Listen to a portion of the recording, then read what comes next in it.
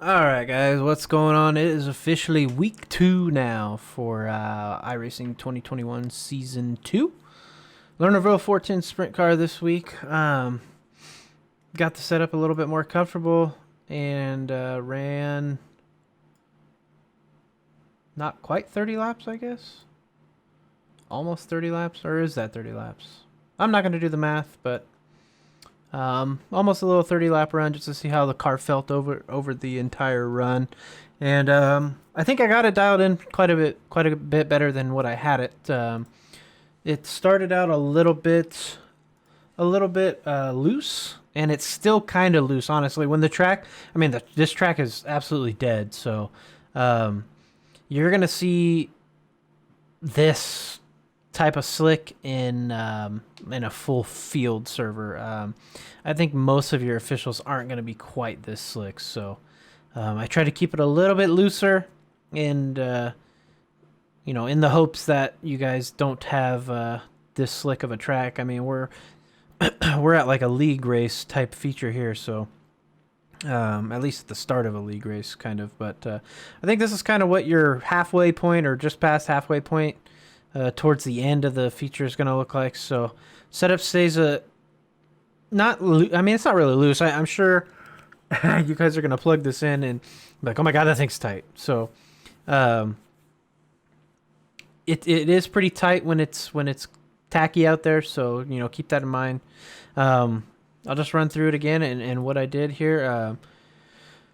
Lernerville R2, I'll put this on the forum here. I don't remember what the stagger was originally, but we're dropping it down to 11, and we're going half stagger on the front. That's helping me turn in a lot, so that I like to tap the brake a lot when I'm driving here, and I just noticed that kind of helped me in tapping it and it not getting tight.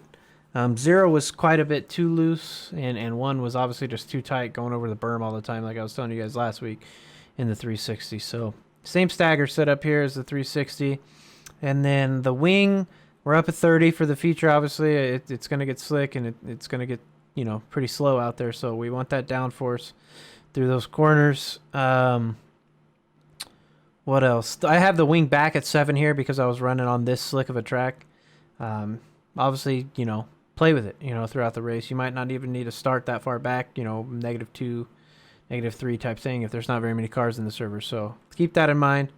I raised the car up a little bit to get it a little bit tighter as well.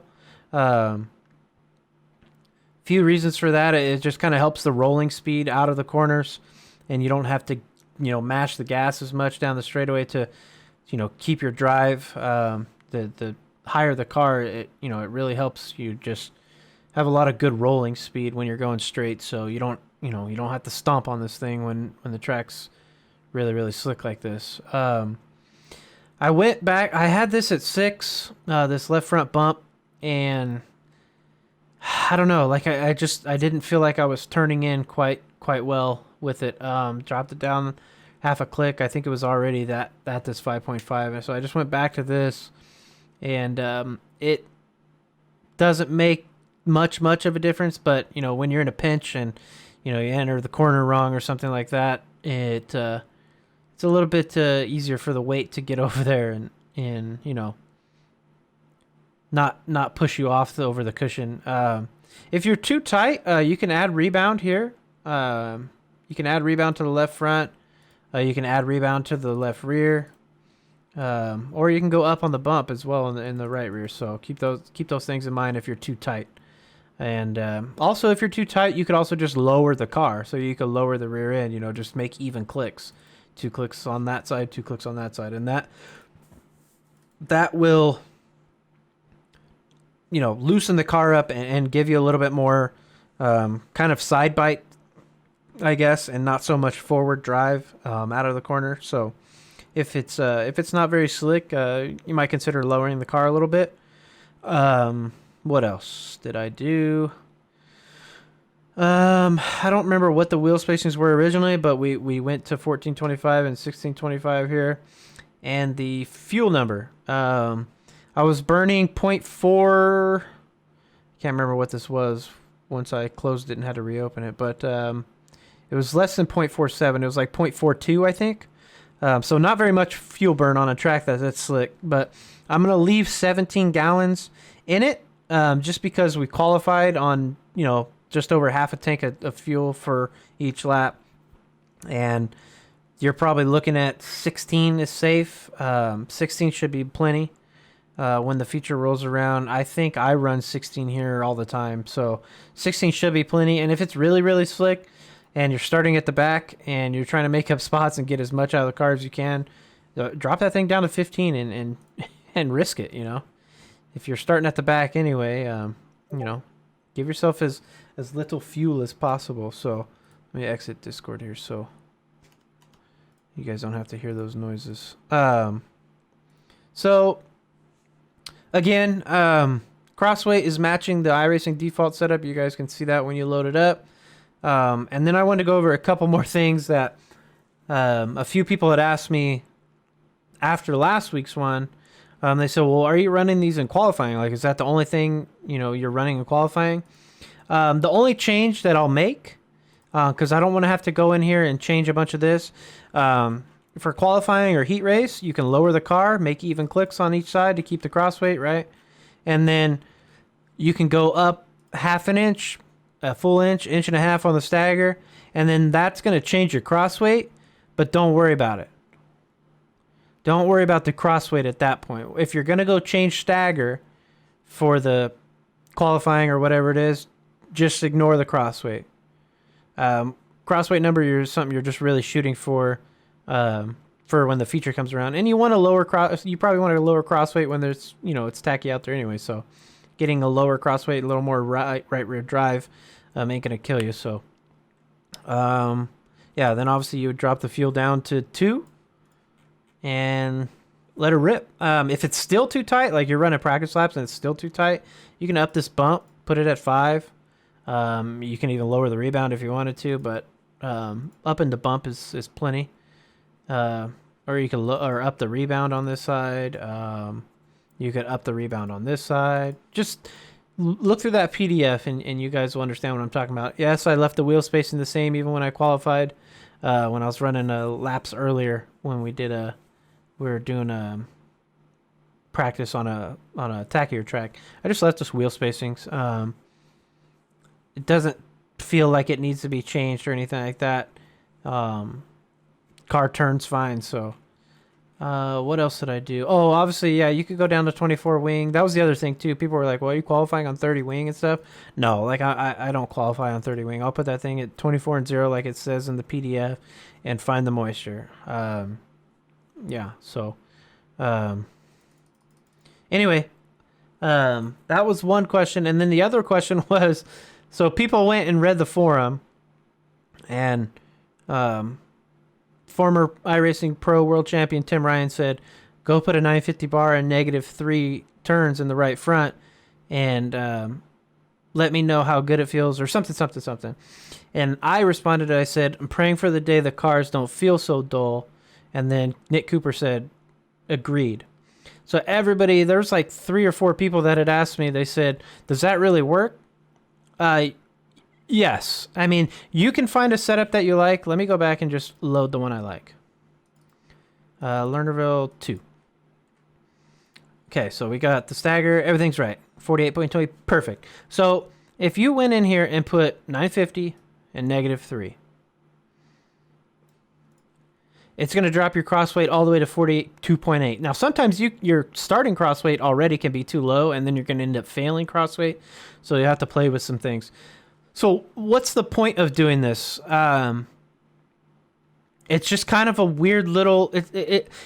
I hate calling it an exploit, but it kind of is, I guess. The thing is, it can tighten you up pretty good, but it almost feels just like your normal setup. Like if I gave you Lernerville R2 without it modified to this, and then I did this to it and gave it to you, you'd be like, well, it feels a little tighter. Like, I don't know. How much stuff did you change?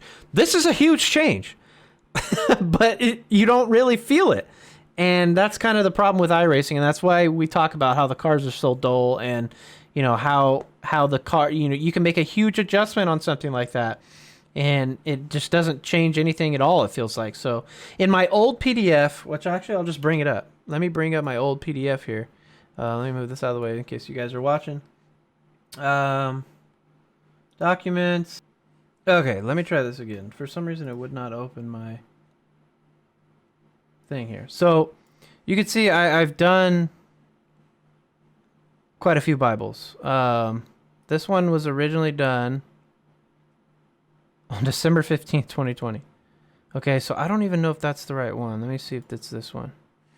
Oh, here it is over here. Right here. Okay.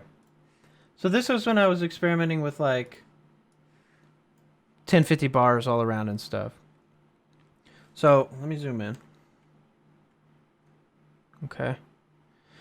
My theory was the right front is kind of the pivot point in the physics of these cars, because everything's kind of built on asphalt, right?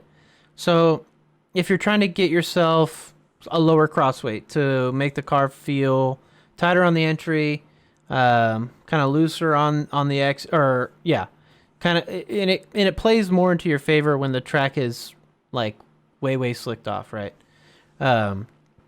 So what I used to do was I used to throw a 1025 in my front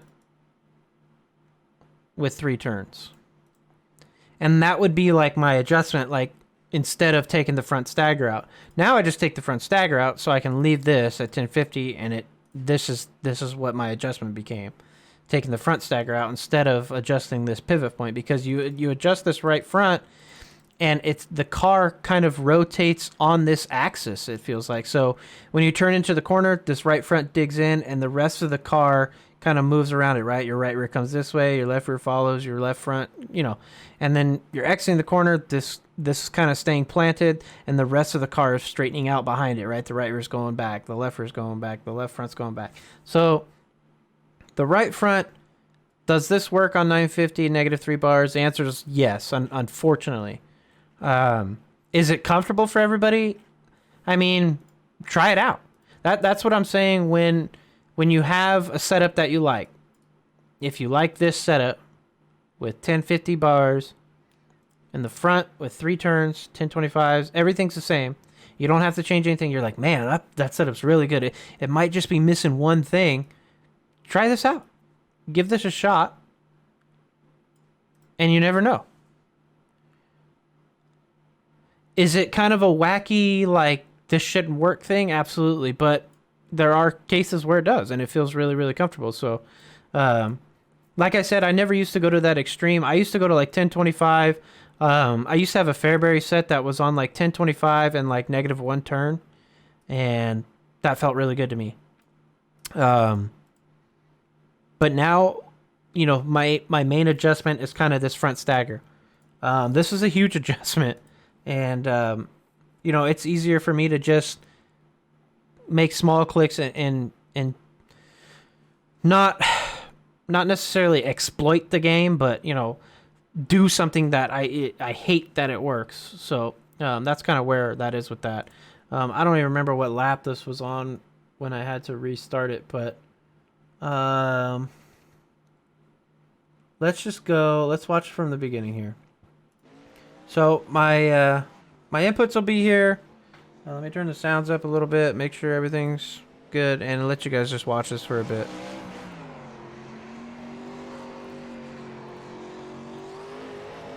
You're going to see me make a lot of mistakes because it's Lernerville, and that's what I do. If I could run the top perfect every single lap, I would have made the feature here in the pro race. So that gives you all the answers you need. You're gonna see me hit the front stretch cushion bump, whatever you want to call it, a bunch of times.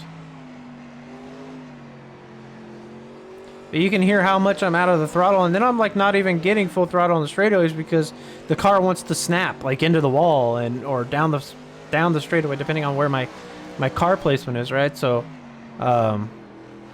it's always really, really tough to get full throttle on the front stretch here. And there's a big climb up that hill, but actually I don't think I lost much time, which is pretty funny. Lap 29. Yeah, I was running 5s up here anyway. I want to get to the where I'm running the bottom. Let me fast forward. So I'm running around the top here. I'll show you guys more top at the bottom, or at the end too. So running some laps on the bottom in 1 and 2, and then back up to the top in 3 and 4 per usual. Bottom in 3 and 4 at Lernerville sucks. Struggled to really hit the bottom with any consistency, really. I think I might have built kind of a top only setup again, so something to keep in mind as well.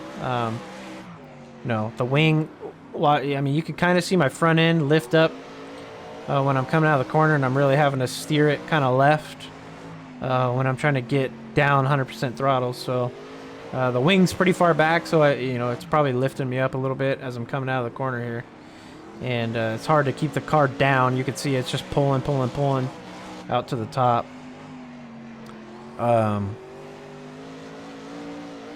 The wing right here on these laps is at -7, I'm pretty sure. You can see me slam into the grass there and completely mess up the entire corner. I think I go back to the top right here. Nope. Oh, I finally started hitting a good bottom. So there's a really good bottom right there. And then you see I didn't get full throttle until I felt the car actually turn once I got out of the corner. And maybe one more. Another one. A little hang over the left front on the grass there. That's pretty good. That's about as far into the grass as you want to get. You don't want to get too far like I did on that one lap and really upset the car. Eventually, I think we got to go back to the top here.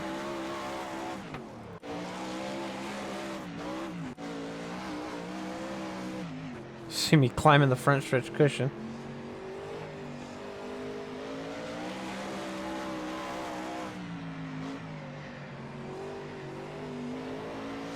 But the biggest thing is, trying to keep your lap times consistent. Like here, I should have been hitting 14.4s and 14.5s the whole time. You can see I do it for a good stretch, and then I'll miss one. And then over here, I'll miss one.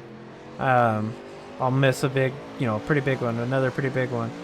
The biggest thing is just trying to really hit the top or the bottom, whatever you're going to commit to, really good every time. You've got to be prepared for this hole. That's going to be here pretty much no matter what, right there where you can see my right rear kind of hop up. You've got to make sure that you've got the car rotated enough so you don't get really tight right there and just push over the track. There's another one on this side of the track if people have gone over it. And just be careful on the throttle on the front stretch. You can use a lot more throttle on the back stretch than you can on the front because you don't have to worry about a big hump on the back stretch getting into 3. You can keep the right sides really up there on all those marbles and stuff, right on the edge of the track surface, really. Try to get pretty wide, open up your entry and into 1 and 2, and try not to slide up. There's a few times where you kind of miss the entry like that and you get a little worried. You can slide up in situations where you miss it, and just make sure you're not, sending it too hard and you back it right into that hole. Big climb up on that cushion that time. But yeah, I mean, that's pretty much it. Lernerville is going to be probably around the top. The other thing to be, worried about really is Lernerville likes to... Let me pull up the wind here. No wind in this. So no wind in the practice lobby. But for some reason, the officials really like to get really windy. And if that's the case and you feel yourself like, oh my God, I feel so loose and my wing is at -10 already. Sometimes the wind, it's playing a bigger factor than you realize. And, that's another one of those things that, it can just almost be counterintuitive to move your wing back when really you're kind of hurting yourself if it's really windy. Sometimes you got to move that. You got to keep the wing a little bit more forward than normally would in a certain type of slick that's on the track. A track this slick like this official practice was.